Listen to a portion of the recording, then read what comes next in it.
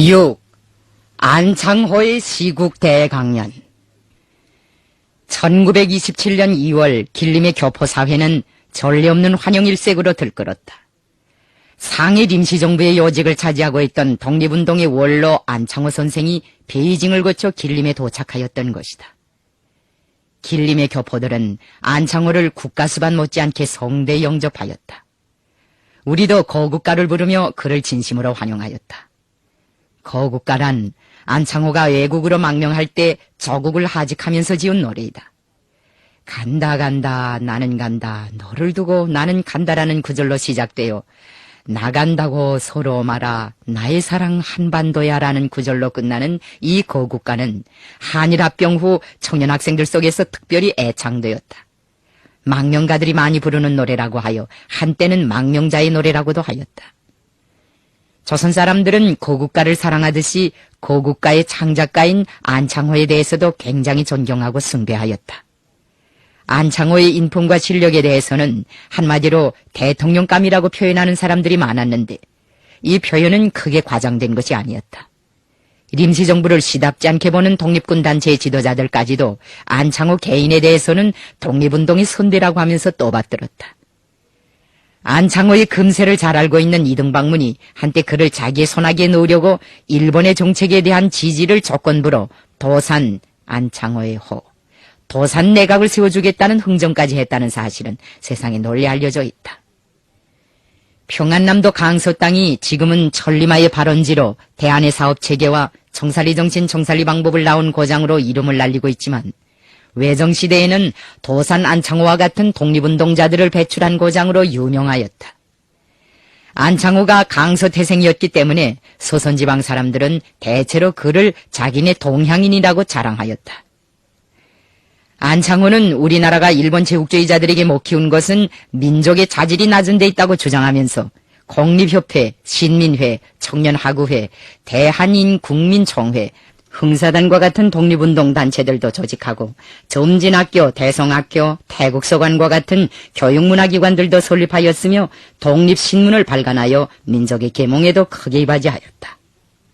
독립운동의 원로들 속에 남강 리승훈이라는 이름난 교육자가 있다. 리승훈이라고 하면 누구나 오산학교부터 먼저 생각하게 된다. 오산학교는 그가 설립한 학교이고 그의 개인 자금에 의해 운영된 이름난 사립학교였다. 리승훈은 후대 교육에 바친 공적으로 하여 룡희 황제의 접견까지 받은 인물이다. 400년 동안 서선지방의 평민들 중에서 황제를 아련한 사람이 단 한 명도 없었는데 리승훈이 그 전례를 깨뜨리고 처음으로 왕을 만나보았으니 그의 명망이 어느 정도였는가 하는 것은 짐작하기가 어렵지 않을 것이다. 이처럼 고명하고 인망 높은 사람으로 알려졌던 리승훈도 한때는 돈벌이를 해볼 야심을 품고 장돌뱅이가 되어 유기 장사를 하였는데 나중에는 50만 원 이상의 부동산을 소유한 거부가 되었다. 그런데 이런 사람이 평양에 왔다가 교육을 통한 실력 배양이 독립구국의 기초로 된다는 안창호의 연설을 듣고는 거기에 감탄하여 상투를 자르고 고향에 돌아와 교육운동을 시작하였다. 애국애적의 일념에 넘치는 안창호의 웅변술이 대무역상의 인생관에 새로운 돛을 달아준 것이다. 이것은 민족운동의 선구자로서의 안창호의 영향력과 가마력을 증시해주는 하나의 신뢰로 된다. 동아일보, 조선일보를 비롯한 저국의 신문들은 안창호의 길림 도착 소식을 대서특필하였다. 청년 학생들은 그가 머무르고 있는 삼풍여관에 찾아가서 길림의 교포 학생들을 위해 강연을 해줄 것을 간청하였다. 독립운동자들도 그의 숙소에 연줄연줄 나타나 강연에 출연해달라고 초청하였다. 안창호는 그 제의를 쾌히 받아들였다. 독립운동자들은 여러 경로를 통하여 아무 날 어디에서 안창호의 시국 대강연을 한다는 소문을 돌리고 상부가, 차루가, 통천가, 하남가, 북대가, 우마한가를 비롯한 시내 여러 거리들의 광고도 큼직큼직하게 써붙이었다. 그 광고를 본 길림의 교포들은 모두 들뜨고 흥분되어 서로 만나기만 하면 도산 선생이 오셨다지요 하는 말로 인사를 나누기까지 하였다. 강연 전날 밤에는 나도 오동진과 함께 안창호에 대한 이야기로 시간을 보냈다. 이역의 하늘 밑에서 장장 17년 만에 대성학교 시절의 은사를 만난 성암 오동진의 감회는 참으로 유다르고 절절한 것이었다. 오동진은 대성학교 사범과 입학할 때 안창호가 인물심사를 어떻게 하였고 입학 후에는 자기를 어떻게 사랑해 주었는가에 대하여 추억하였다. 나중에는 도산 선생이 지은 청년 학도가까지 부르며 그가 후대들의 독립정신을 개발시키기 위해 얼마나 많은 심혈을 기울였는가를 깊은 존경심을 가지고 회고하였다. 그는 특히 안창호의 웅변술을 두고 실감 있는 회옥을 많이 하였다. 안창호의 웅변술에 대해서는 우리 아버지도 생전에 여러 번 말씀하였다. 나는 만경대에 있을 때 벌써 아버지의 말씀을 통하여 안창호의 독립운동이 웅변으로부터 시작되었고 웅변을 떠나서는 그의 명성도 논할 수 없다는 것을 알게 되었다. 안창호가 연설을 하면 여염집 안악내들까지도 그 유창한 웅변술과 리상향론에 교화되어 가락지와 비녀를 뽑아 헌금을 한다는데 그게 과연 사실일까? 그것이 사실이라면 그의 연설이 사람들의 심금을 울리는 비결은 어디에 있을까? 안창호와 같은 큰 인물이 미주나 상해가 아니라 여기 길림의 노상 와 있다면 얼마나 좋을까? 나라가 독립된 다음 나에게 대통령을 선거할 권리를 준다면 나는 그 첫 번째로 안창호 선생을 추대할 것이다. 이것은 그날 밤 오동진이 나에게 한 말이다. 이 말은 안창호의 시국 대강연에 대한 나의 기대와 호기심에 부채질을 해주었다. 안창호는 저양문 밖에 있는 대동공창에서 의사 라석주의 추도회를 열고 겸하여 강연도 하였다. 추도회에 참가하려고 모여온 3부의 대표들과 시내에서 활동하는 독립운동자들, 유지들, 청년학생들은 거의 다 강연회장에 모였다. 바닥자리는 다 차고 모자라 대부분의 청중은 바람벽 앞에 서서 강연을 듣지 않으면 안 되었다. 그날 안창호는 조선민족운동의 장래라는 제목으로 강연을 하였는데 소문처럼 연설을 잘하였다. 그의 유창한 언변은 처음부터 군중의 찬탄을 자아냈다. 안창호가 동서고금의 역사에 대한 해박한 지식을 섞어가며 조선민족의 출로에 대한 주장을 역설할 때 장내에서는 요란한 박수소리가 연방 터져올랐다. 그런데 그 내용이 문제였다. 안창호는 강연에서 민족인격 완성론과 리상향론을 풀어나갔다. 그의 민족인격 완성론은 자아인격 혁신론과 민족경제 확립운동론의 두 가지 내용으로 되어 있었다. 자아인격 혁신론이란 우리 민족이 후진국으로서 외놈들의 식민지가 된 것은 인격과 수양이 낮은 데 원인이 있는 것만큼 정직하게 살고 성실하게 일하고 서로 화목해지도록 각자가 자기 인격을 높여야 한다는 것이다. 안창호의 주장에는 어딘가 자아완성론에서 표현된 톨스토이의 사고방식이나 자기 자신을 개조하고 단련하지 않는 한 인간은 자유를 얻을 수 없다고 본 간디의 견해와 비슷한 데가 있었다. 당시로 말하면 세계적인 대경제공황의 징조가 생활의 여러 분야에서 나타나 사람들을 불안과 공포에 떨게 하던 때였다. 극도로 파시화된 제국주의가 대도하여 인간의 자주성을 정칼과 올가미로 참혹하게 교살하고 있었다. 소부르주아 지식인들은 철갑으로 무장한 제국주의의 위력 앞에서 전율하였다. 이런 시대적 분위기 속에서 그들이 찾아낸 정신적 도피처가 바로 무저항주의였다. 무저항주의는 혁명적 의지가 박약한 사람들이 제국주의의 공세 앞에서 겁을 집어먹고 찾아가는 마지막 안식처였다. 반혁명의 맞서림도 없고 의지도 없으니 결국은 무저항을 부르짖게 되는 것이다. 우리나라에서는 무저항주의가 개량주의로 표현되었다. 민족운동의 일부 지도자들은 3.1 인민봉기 후 적극적인 항쟁의 방법으로 일본 제국주의 식민지 통치를 청산하려는 혁명적인 입장으로부터 리탈하여 교육진흥운동과 민족산업진흥운동을 민족운동의 최대 기치로 삼고 우리 인민의 정신적 차질과 경제생활의 수준을 향상시키기 위한 민족실력양성운동을 맹렬하게 벌였다. 민족운동의 중심 지도층을 이루고 있던 근대 지식인들은 토산품 애용과 민족기업의 육성으로 민족을 경제적 파멸로부터 구출하려고 하였다. 그들은 내 살림은 내 것으로라는 구호를 내걸고 경제적인 자급자족 얘기를 타개하기 위한 범국민적인 물산 창녀운동을 벌였다. 이 운동의 지도자인 조만식은 토산 애용의 상징으로 한평생 무명으로 지은 조선바지 저고리와 조선식 두루마기를 입고 지냈다. 그는 명함장도 국산 한지로 만든 것을 사용하였으며 신발도 외국 것을 신지 않고 조선 것을 신고 다니었다. 민족 개량주의를 유포시키는 데서 리광수의 민족 개조론이 많은 작용을 하였다. 이 논문을 읽으면 개량주의의 본질을 알 수 있고 그 위험성이 어디에 있는가를 쉽사리 판단할 수 있다. 내가 민족 개조론을 읽고 제일 불쾌하게 생각한 것은 리광수가 조선민족을 열등한 민족처럼 여기고 있는 점이었다. 나는 우리나라가 후진국이라는 생각은 해봤지만 조선민족을 열등한 민족이라고 여긴 적은 한 번도 없었다. 조선민족은 세계 최초의 철갑선과 금속활자를 창조한 문명하고 슬기로운 민족이며 동방문화의 발전에 크게 이바지한 자랑스러운 민족이다. 우리 조상들은 일본 문화의 개척에도 적지 않은 공헌을 하였다.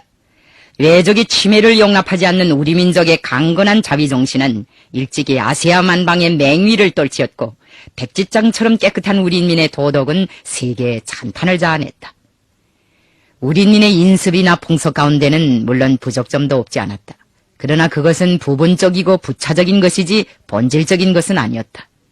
그 부차적인 것을 가지고 민족성이라고 할 수는 없었다. 리광수는 민족 개조론에서 마치 조선 사람들이 열악한 민족성 때문에 망한 것처럼 말하였는데 조선이 망한 것은 낙후한 민족성 때문이 아니라 통치배들의 부패 무능 때문이었다. 조선 민족이 열등하다고 개탄하는 리광수의 론조는 일본 제국주의자들의 론조와 일맥상통하였다. 일본 사람들은 입만 벌리면 우리 민족을 열등한 민족이라고 비방하였다. 열등하기 때문에 일본이 보호, 지도, 통제해야 한다고 떠들었다. 민족 개조론은 일본 제국주의 강점자들에게 보내는 리광수의 공개 전향문이나 다름없었다. 이 전향문을 쓴 대가로 그는 지난날 독립운동에 참가한 사람으로서 아무런 제재도 받지 않고 청독부 코앞에서 뽀젓이 올방자를 틀고 앉아 연애 소설들을 써내고 있었다. 소설가로서의 리광수는 초기에 독자들의 사랑을 많이 받았다. 대중이 그를 사랑한 것은 그가 독자들의 구미에 맞는 진보적인 작품을 써왔기 때문이다. 그는 우리나라 현대 소설의 개척자라고 불리울 만큼 새로운 양상의 소설을 많이 써냈다. 그러나 민족 개조론으로 하여 리광수에 대한 대중의 애정에는 금이 가기 시작했다. 그의 소설 작품들에서 엿보이던 개량주의적 요소가 완전한 자기 형체를 가지고 이 논문에 등장한 것이다. 민족운동을 개량주의의 방향으로 유도한 근대 지식인들은 심지어 국채보상운동을 통하여 모은 돈으로 조선 사람이 주관하는 밀립대학까지 설립하려고 시도하였다. 그러나 총독부는 독립인재 양성의 원상으로 될 수 있는 밀립대학의 설립을 허가해주지 않았다. 비폭력적인 물산장려운동도 역시 일제의 저항에 부딪혔다. 조선 사람이 일본이 내려먹이는 상품을 쓰지 않고 국산재만 사용하는 데 대하여 총독부가 눈을 감아줄 리는 만만 것이다. 그들은 처음부터 이 운동을 일화 배척의 목적을 가진 반일운동으로 보고 독을 품고 방해하였다. 실력 양성의 간판 밑에 진행된 개량주의 운동은 리념상에서는 애국애족을 표방하였으나 방법상에서는 비폭력을 전제로 하는 보수적이고 소극적인 저항운동이었다. 총독부가 허용하는 한도에서 민족의 경제력을 육성하여 일본 제국주의의 경제적 침략에 대항하려는 그들의 지향은 사실 망상이나 다름없었다. 일본이 자기를 매장할 민족산업의 발달을 용하지 않으리라는 것은 초보의 초보에 속하는 상식인데 기업을 창설하고 국산품을 애용하면 민족의 살 길이 열린다고 생각하였으니 이것을 어떻게 설명해야 하겠는가. 개량주의 길로 타락한 민족운동자들은 제국주의 속성을 옳게 보지 못하였거나 외면하였다. 그들이 무력항쟁으로부터 방향을 바꾸어 평화적인 문화운동으로 이행한 것은 투쟁 방법상에서의 후퇴를 의미하였다. 그것은 식민주의자들과의 평화적 공존이나 타협을 전제로 하는 운동이었다. 평화적 공존이나 타협 속에서는 어차피 변질 현상이 생기기 마련이다. 실제로 개량주의자들 가운데서 적지 않은 사람들이 훗날 민족운동 대열에서 도피하든가 전향하여 일제의 앞잡이가 되었다. 자강론의 변형인 안창호의 실력 양성론, 준비론이라고도 함. 실력 양성론은 민족 개량주의자들이 의구하고 있던理論적 지탱점이었다. 그는 조선민족을 세계에서 정신적 수양이 가장 낮은 민족이라고 하면서 우리 민족이 적어도 미국이나 영국 사람들만큼 떼보시를 해야 자주독립 국가를 건설할 수 있을 것이라는 주장까지 하였다. 강연장의 분위기를 보니 대부분의 군중이 그의 주장에 공감하고 있는 것 같았다. 어떤 사람들은 그의 연설에 감동되어 눈물을 흘리기까지 하였다. 물론 그의 강연 내용은 일구 일원이 다 애국의 정신으로 관통되어 있었다. 그러나 나는 그의 발언에서 민중의 투쟁 의욕을 거세할 수 있는 위험한 요소들을 발견하고 실망하였다. 총체적으로 볼 때 그의 주장에는 의문을 불러일으키는 점들이 있었다. 각자가 자기를 수양하고 인격을 높이며 그에 토대하여 민족의 실력을 양성해야 한다는 안창호의 주장에는 나도 동감이었다. 하지만 우리 민족을 세계적으로 정신적 자질이 가장 낮은 민족이라고 한 그의 견해와 실력 양성을 위한 개량주의적 방법론에는 도저히 찬성할 수 없었다. 실력 양성은 어디까지나 독립투쟁을 추진시키는 하나의 과정으로 되어야지 그 자체가 혁명 전체를 대신할 수는 없었다. 그런데 안창호는 독립투쟁을 실력 양성으로 대신하려고 하였다. 실력이 양성된다고 하여 독립투쟁이 저절로 진척되는 것은 아닌데 그는 민족의 역량을 어떻게 조직하고 그것을 전국적인 승리의 길로 어떻게 동원시켜야 하는가에 대해서는 이런 반구도 언급하지 않았다. 특히 민족해방투쟁의 기본 형태로 되어야 할 폭력투쟁에 대해서는 한마디도 입에 담지 않았다. 만주에서 독립의 기초로 될 수 있는 산업을 진흥시킨다는 것도 역시 문제가 있었다.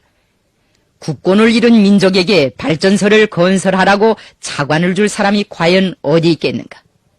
온 강토가 일제의 소나기에 들어갔는데 설사 열강들이 차관을 준다 하여도 이국 땅에서 어떻게 발전소를 세우고 벼농사를 착실하게 할 수 있겠는가? 또 일제가 조선 사람들이 그렇게 하라고 가만 내버려 두겠는가? 나는 강연을 듣다 못해 더 참지 못하고 안창호에게 다음과 같은 질문을 종이에 써서 들이대었다. 산업과 교육을 진흥시켜 조선민족의 실력을 배양해야 한다고 했는데 나라를 일제놈들에게 통째로 빼앗긴 조건에서 그것이 이루어질 수 있는가? 우리 민족을 정신수양이 낮은 민족이라고 했는데 어떤 점이 그러한가? 연사가 말하는 열강이란 미국이나 영국 같은 나라들인데 과연 우리가 그들을 본받아야 하는가? 또 우리가 그들의 원조에 의해서 독립을 가져올 수 있는가? 질문 쪽지는 앞에 앉은 학생들과 사회자를 거쳐 안창호에게 전달되었다. 반발심에 못 이겨 단호하게 서면 질문을 들이대기는 하였으나 막상 사회자가 불안한 표정으로 학생들이 앉아있는 쪽을 주시하는 모습을 보게 되니 사실 그때의 내 심정은 복잡하였다. 그 질문 때문에 강연 중에 있는 연사가 불쾌한 자극을 받게 된다면 안창호를 숭배하고 있는 독립운동자들과 수백 명의 청중들에게 큰 실망을 주게 되지 않을까 하는 우려도 생겼다. 안창호의 강연이 성공을 거두지 못하게 되면 그의 강연을 위해 남다른 성의를 보인 오동진도 서면 질문의 장본인인 나를 고깝게 생각할 수 있었다. 물론 이런 결과는 내가 바라는 것이 아니었다. 내가 안창호에게 서면 질문을 들이댄 것은 그가 우리의 질문을 받고 잠깐만이라도 자기의 주장을 검토하여 민족의 자존심과 자주정신에 배치되는 유해로운 사상을 그 이상 더 먹이지 말았으면 하는 기대를 가지고 있었기 때문이었다.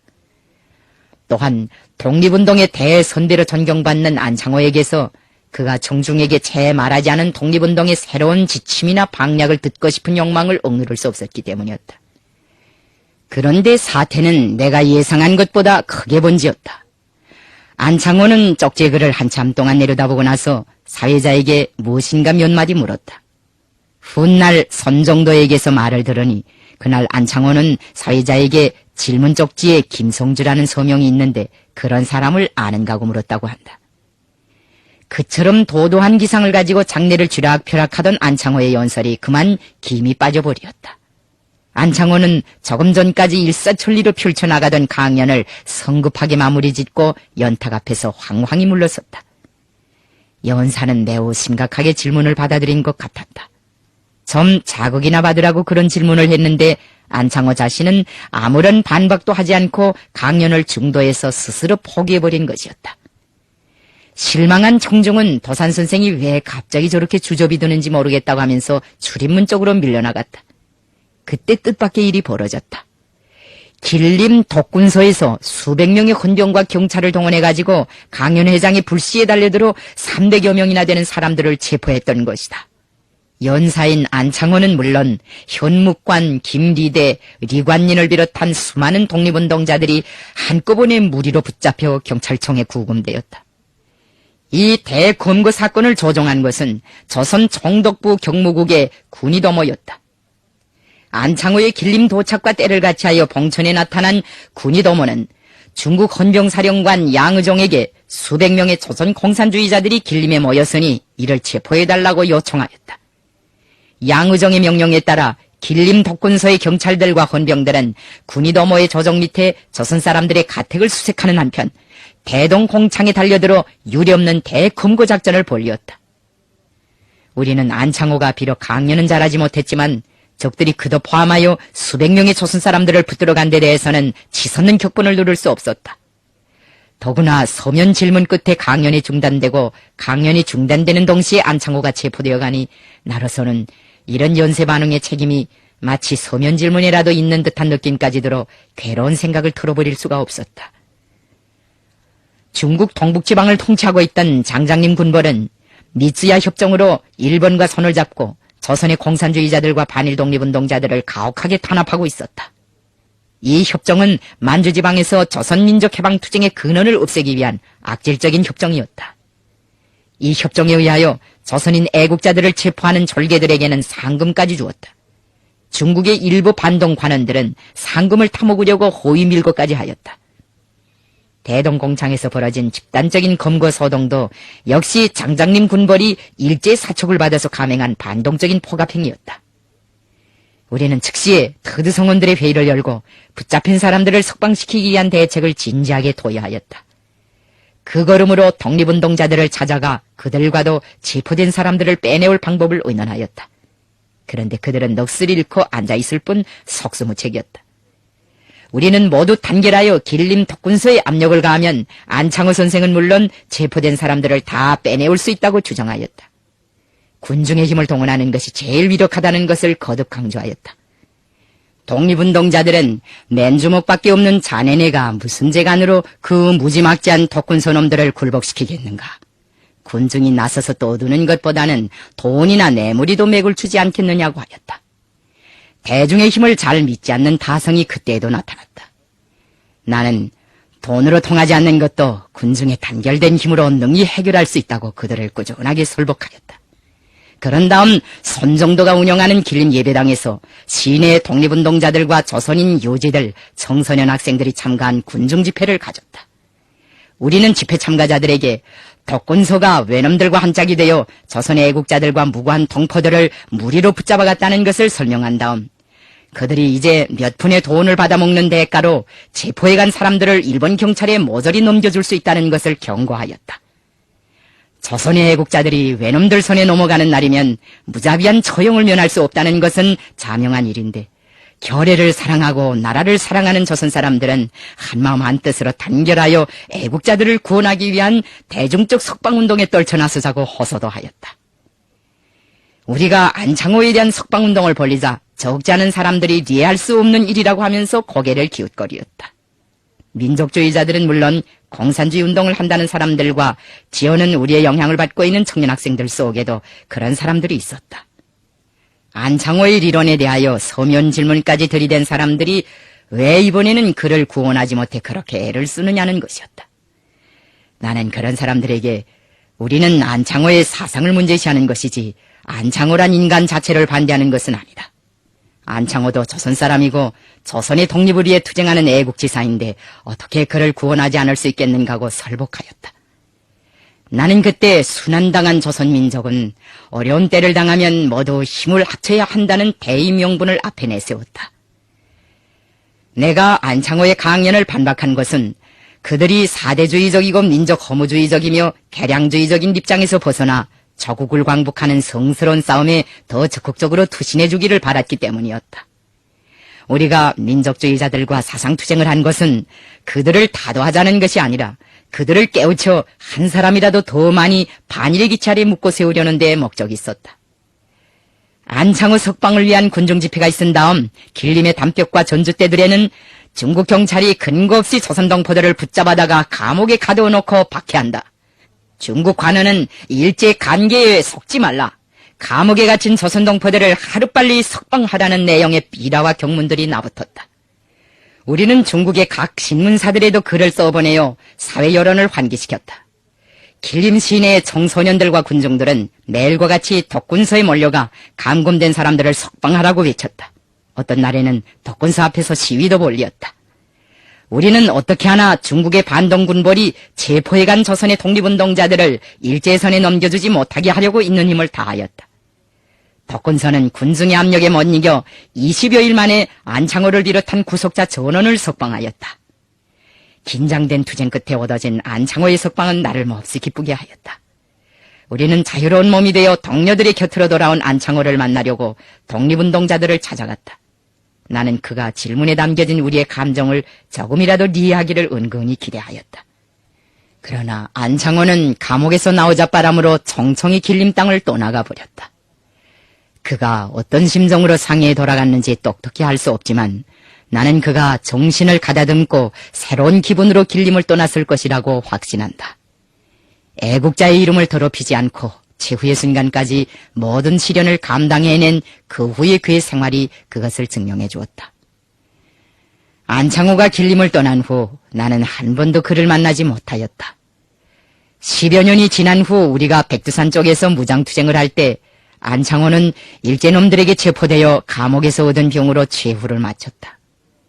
나는 그때 그 소식을 듣고 평생을 민족의 계몽과 단합에 바쳐온 안창호가 독립의 날을 보지 못하고 일찍이 떠나간 것을 애석하게 생각하였다. 그러나 별스럽게 맺어졌던 안창호와의 인연이 그것으로 완전히 끊어져 버린 것은 아니었다.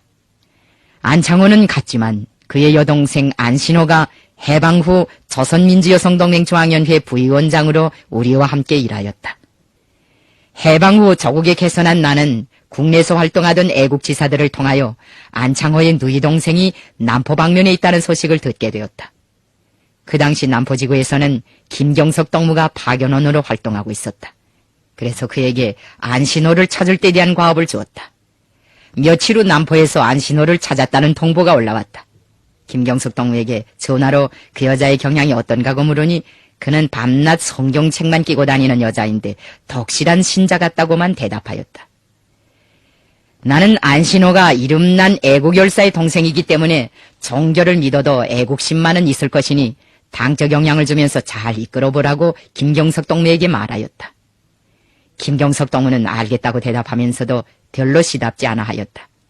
신자들이라면 덮어놓고 색안경을 끼고 보는 때여서 우리가 그렇게 루루히 강조했음에도 불구하고 신자들을 경원시하는 대단히 쉽사리 없어지지 않고 있었다. 몇 달 후 김경석 동무는 나에게 안신호가 입당하였다는 것과 그가 성경책 속에 당증을 넣어가지고 다니면서 새조선 건설에 헌신분투하고 있다는 반가운 소식을 전해주었다. 나는 그 소식을 듣고 안창호의 애국호는 결코 지하에만 있는 것이 아니구나 하는 생각을 하였다.